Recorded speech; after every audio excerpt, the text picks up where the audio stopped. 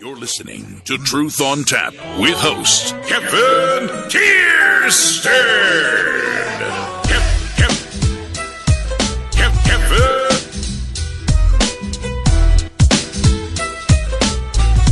I'm 6'5", 250, and trained, so bring that shit on, bitches.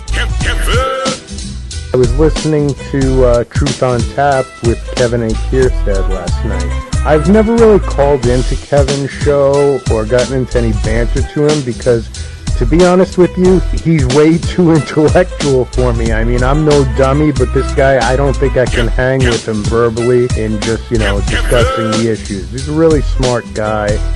That's Wes Johnson. Find him at wesjohnson.com. The greatest on-air personality to ever bless the United States of America. He does a really good show. It's very professionally done. He's on iHeartRadio.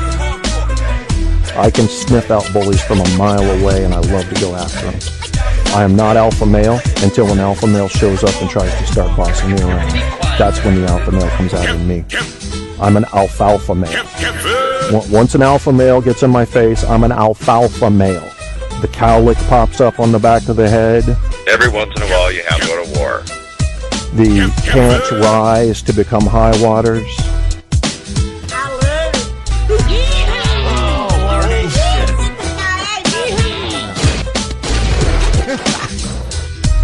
I got my dukes up. I'm gonna, what do you call it, mute my mic so I don't deafen you, or defecate on you. And, oh shit, he made a poop noise. And then we're gonna... And I'm ready to rock and roll. Give him a little Jack Johnson, Yeah. Truth on Tap is now flowing from iHeartRadio. Get your Kierstead fix by Googling Truth on Tap with Kevin A. Kierstead. All the truth you can handle running hot on iHeart, Facebook, Spreaker, and more. You want the truth? You can't handle the truth on Tap. You can't handle the truth on Tap. But you can, because if you can't, I guess you'd die. Is that correct? It is 4/28/2015, 11:10 p.m. Even the numbers in the lower right-hand corner of my laptop are white. What is going on? Stabbathan McHugs gets the gold grand prize $10 trillion lottery winner, takes home the piñata upon which he may beat, and he does not have to foul. Now, this is a piñata filled with black people, and you just have to beat it to get the black people under control, or to set them free, however you want to look at it. Let me see if this shit's coming through real quick. Bear with me. Yeah, I'm talking louder than the music. Unusual, not always the case. Now, I'm curious, Stabby McHugs, because I know how you deal with logic. I know how you deal with critical thinking.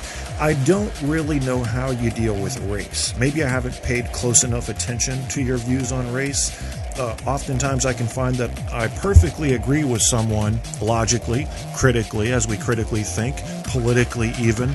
Until we get into race, things start to change. There's a natural thing there, fighting often with common sense and what you know to be justice and fairness. Justice and fairness, not really that debatable.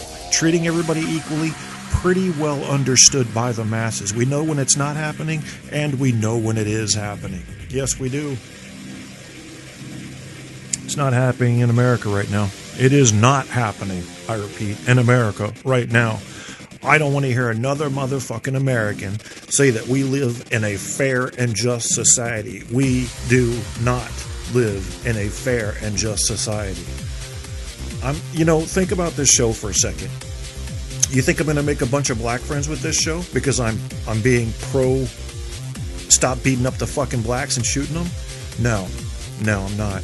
Not only, I don't know. Maybe they're looking at me, giving me a quiet nod of approval and saying, look, Kev, I just can't get involved in this shit. I'll be targeted. I get that if they are. Maybe they're just going, I ain't got time for no white guy talking about my plight. I'm not listening to him. Maybe that's the case. That's also all right. It doesn't matter to me that it is the black people that are being targeted. What matters is that there is an injustice going on in my country, and I can't fucking stand it anymore. Police are out of control. Even the people, the criminals that are ganging up and getting in these groups now are out of control. People are losing their fucking minds, and we're going to talk about why. I don't know if we'll figure it out. Have we ever really figured anything out on this show? I think we just probe it. Isn't that correct? Sounds right to me. Yeah, we're getting there. Got stuff up, got links up, got some audio for you. I don't want to do too much audio tonight because I feel like talking, but I don't know if I want to have callers or not. Might not do that. Talk to him, Don Imus, would you? You're listening to Truth on Tap with old Kevin Kirsten. You don't like it, I'll kick your ass. I don't know about all that. Now, Don. Well, damn, some nappy-headed holes like that. Yeah, poor Don. Is he racist? I mean, that's a good question. What is racist? Maybe we should start taking it easier on racist, black and white. I mean, see, the Asians and the Hispanics, they don't really factor in, do they? We don't hear about it a lot surrounding them as it comes from them. We do hear about it being imposed upon them. But hey, when was the last time you heard a Mexican hating on a white dude? I don't know. I mean, I'm not hearing it. Maybe it's happening at their dinner table discussions. I'm not hearing it. This is why we're not talking about them, okay? They're not in the headlines for that reason. The blacks are. The whites are. The police are in the headlines. And I'm going to tell you right now, as I just said, this show is not going to make me any new friends. This show is not going to make me new black friends. They're keeping their distance from me. I'm kryptonite to them right now. But you know who it's really going to drive off? Is some of my racist white friends. Once they figure out my definition of racism and realize that I don't accept them as being fair and just-minded because they're racist after they hear my definition of racism, they're going to walk away from me. They're going to be, I don't want to hear any more of his shit.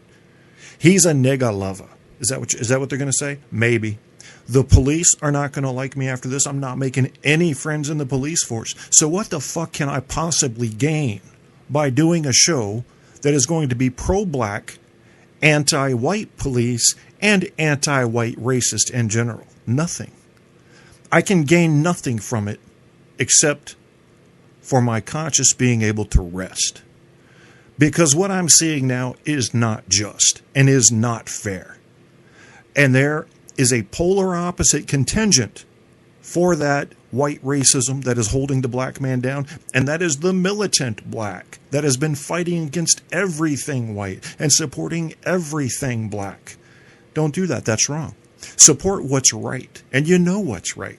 If you see a black go out there and rob a store that happened to be owned by whites, you can't say, well, the black man scored one. No, he didn't. No, he really didn't. I mean, if you look at the economics of it, plus the fact that that black is eventually going to end up in prison, we know that. Maybe he didn't get caught for this and he'll get caught for the next one. It's a lifestyle. Then who won? The white man is going to get his insurance to pay off his thing. The black man's going to jail to become a burden on the taxpayer. Who won? Who won what? All you did there was make black people look more criminal. Don't support that guy, black change person. Support the person who's making a difference in exposing race relations.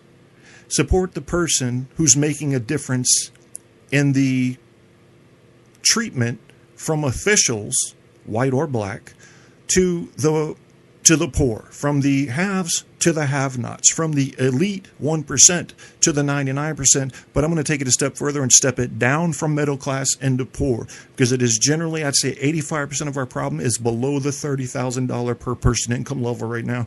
Let's not fool ourselves. That's where the problems are coming in. It comes down to education. It comes down to job opportunity, and it comes down to law enforcement. And we have proven that law enforcement is now turning toward minorities, especially the poor ones, to keep them strung along, paying fines and paying late fees on those fines, just like payday loans, to keep their police forces turning a profit. Is that happening everywhere? Of course not. Don't be silly. Are all cops racist? Of course not. Don't be stupid. Every person's an individual. And you know that there are cops out there that have come out and put their life on the line to protect you and have not gone out and said, I see a black guy over there. I think I'll go fuck with him. You really think all cops are like that? Because the person that thinks that is just as guilty of terrible thinking as the person who says, there's a black guy. He must have just committed a crime.